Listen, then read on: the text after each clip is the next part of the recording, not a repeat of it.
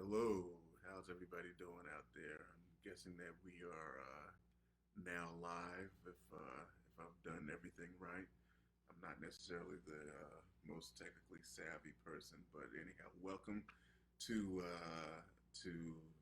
my Facebook live here with at Jazz Forum in my living room.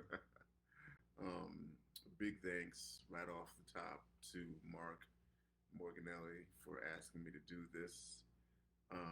Also, thanks for the assistance of Clara Winder for helping me set all this up because without her, I'd completely be lost. And right off the top, I'd also like to thank the Jazz Forum Arts sponsors, the Montefiore and Jazz Westchester, for having me too. Um, so, what I was trying to think about what I was going to do since there's no benefit of a full band here, but it's going to be a mixture of playing and chatting. And my latest record, CD, my latest CD is called The Art of Intimacy, Volume 1. And it features myself on trumpet and Peter Washington on bass and the great George Cables on piano. And I thought I'd just tell you about how that went down. I did a few interviews, and they asked me about how come I didn't have any drums. Well, one of my favorite clubs to play at in the city is a club called Mesro, and at this club, the reason why it's my favorite is because it allows you to really have a very close contact to the audience, kind of like what I'm doing with you virtually, but even more so since they're there and you feel the eyes looking at you.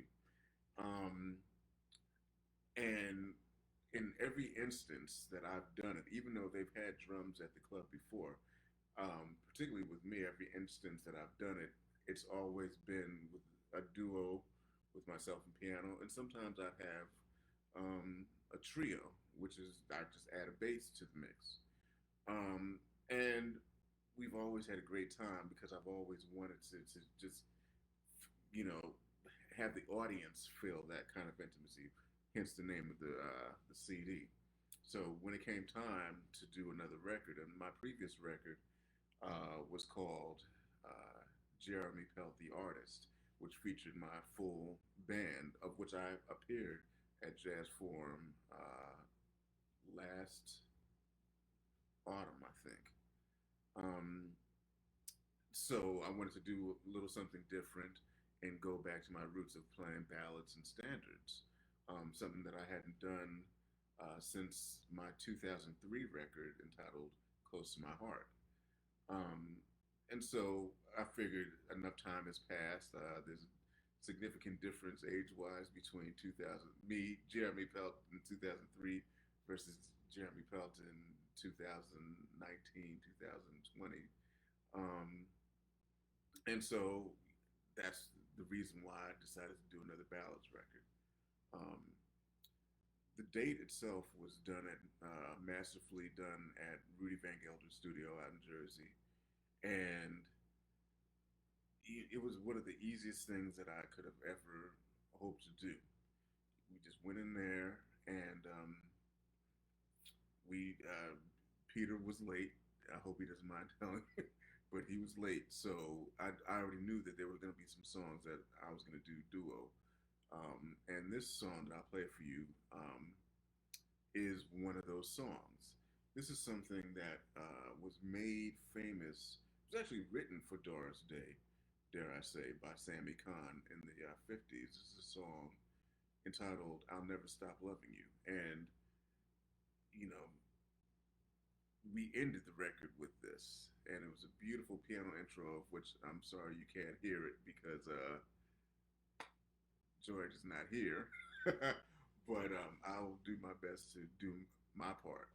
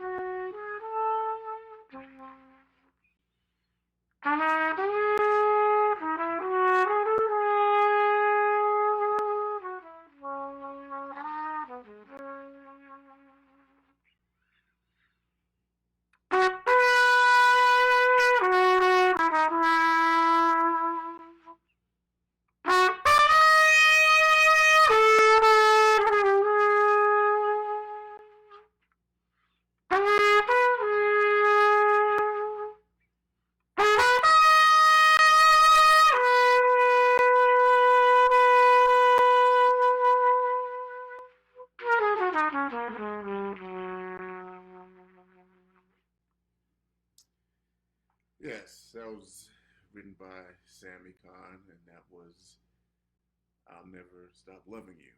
And imagine, us going into the studio, and Rudy's is a type of a place where you walk into, and you as soon as you walk into the room, you're right into work. It's not like there are these halls and you got to turn down this way and go to this to get to the live room.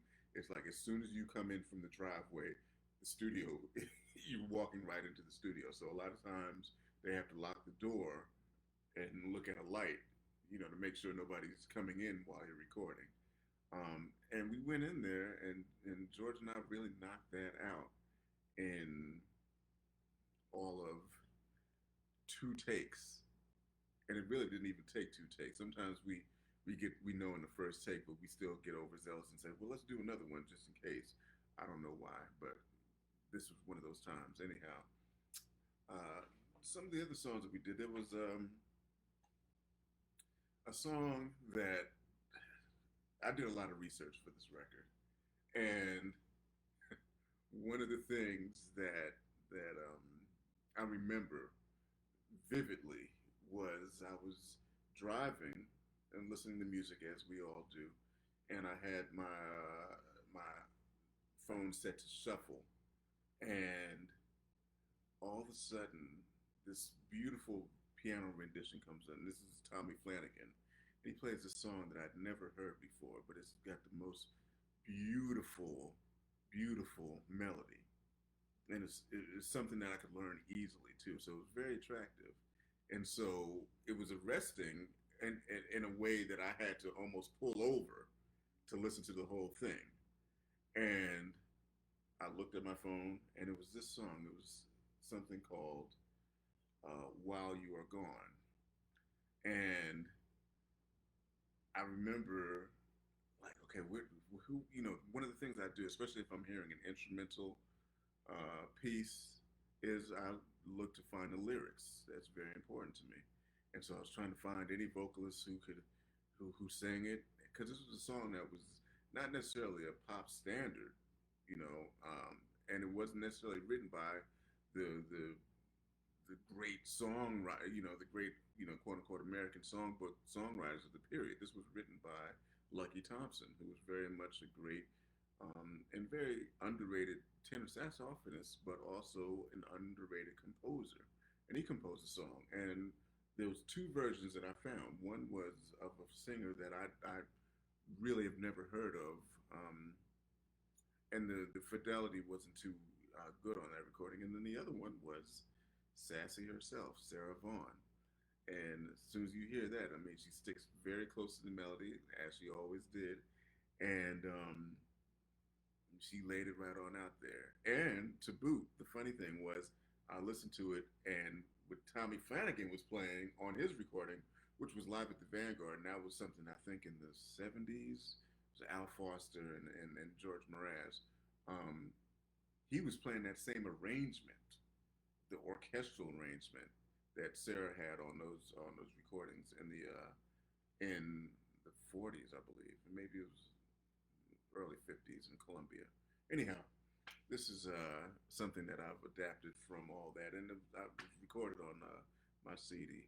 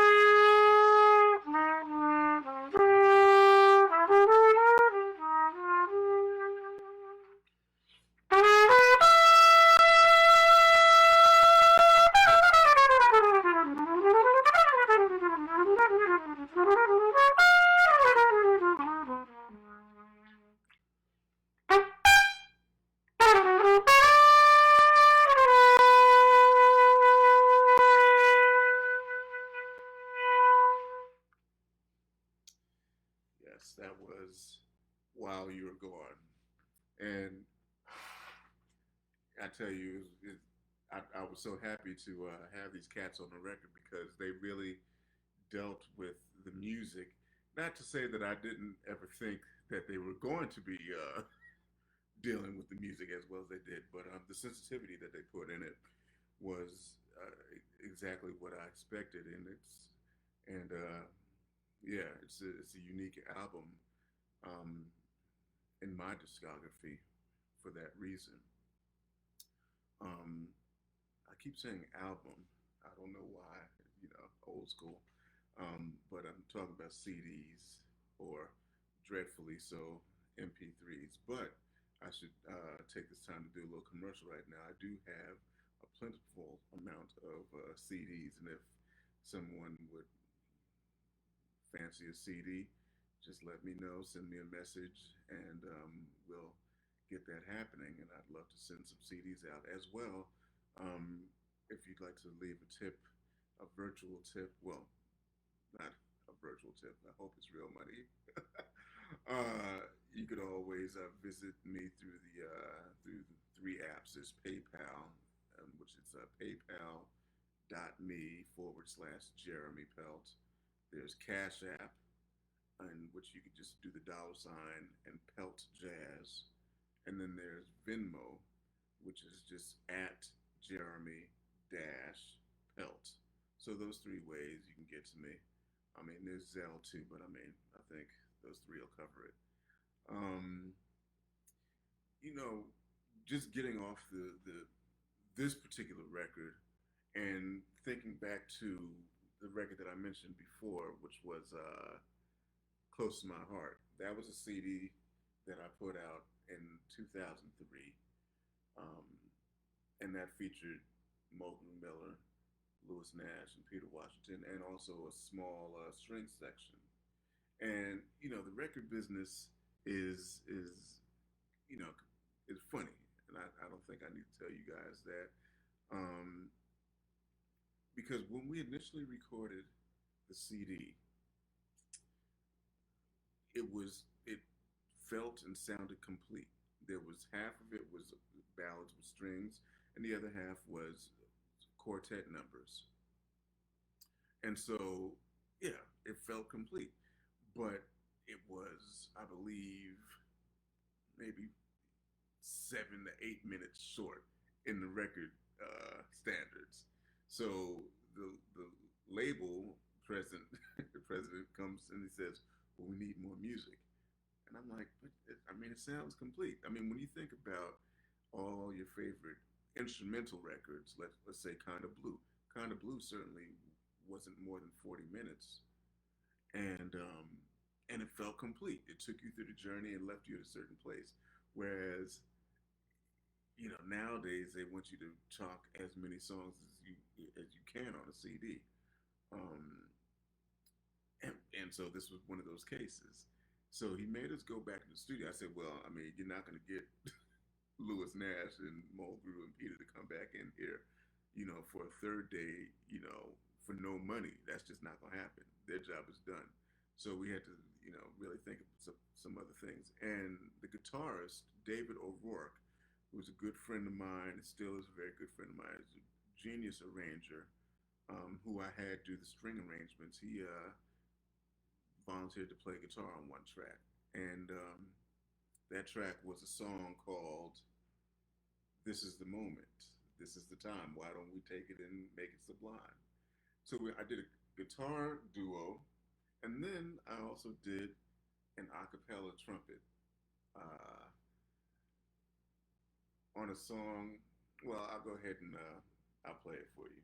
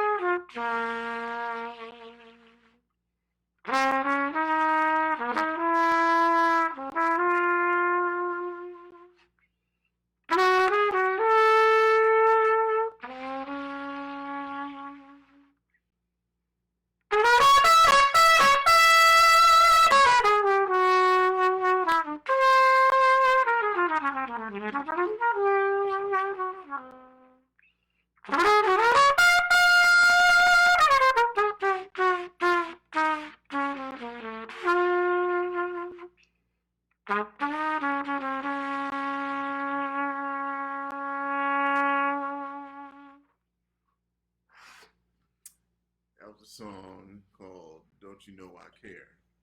And the funny thing about that was that after all my hemming and hawing about, man, look, the record's already complete, and why do we have to go back in the studio and do this and do that? Those two songs, the guitar duo and the acapella, were the ones that were played on the radio the most. I hey, look, I'm thankful for any kind of radio play, but you know, it just goes to show you, um, round about the same time. This is going back to my current CD, The Art of Intimacy. Uh, as I was doing research about what songs that I was going to do, and the thing about me, just to give you a glimpse into uh, my way of thinking, is that I when I pick songs that I want to record, they're based off of the fact that I don't want to do something that's been overdone, um, which might very well include some of the most beautiful melodies ever written. I mean, I love songs like "Darn That Dream" and all these "Polka Dots Moonbeams." I mean, I could play those forever, and I do play those live sometimes. But I always, in order to arrive at a more personal approach to playing the songs, I always look for things that are well off the the recorded path. Um, and so I feel like this CD in particular, that the Art of Intimacy, captures that. And as the title suggests, because it is called the Art of Intimacy Volume One, there will be a volume two, and I've already got some songs picked out, and I can't wait to get back in the studio. It's not going to be the next record coming out, but it'll be the record after this record. But now getting back to volume one, I was laying in bed, and this was at 2 o'clock in the morning, and I was restless because I was searching for some songs that I wanted to do. And to that effect, what I normally do is I'd go for the vocalist first. Nat King Cole, Sarah Vaughan, um, Bill Henderson. These are some of my favorite folks. Carmen McRae, Blossom Dearie. I've gotten so much material from Blossom Dearie. Same thing with Carmen McRae. Uh, but they all play songs that aren't necessarily that well known, and so I could always count on them to teach me something uh, that I haven't heard before, and then I can go ahead and put my thing on it. This was one of those instances. I was laying in bed at 2 o'clock and going through all these Sarah Vaughan records, and I found a song on it, and it was beautiful. The melody was haunting, and it was like, wow, I've got to record this. Um, and so I'd listened to it, I don't know how many times. I kept listening to it to internalize the melody, to internalize the lyrics. I'm singing along to the lyrics. Um, and and so this is basically what transpired. We got into the studio. We decided that we're going to do this trio. The name of the song is "Always on My Mind," and as I was looking it up to see who wrote it, much to my chagrin, I'm saying, "Oh well, Elvis Presley has an "Always on My Mind." Oh, Willie Nelson has one. This is none of those. This is written by, I believe, Anthony Newell. This is "Always on My Mind."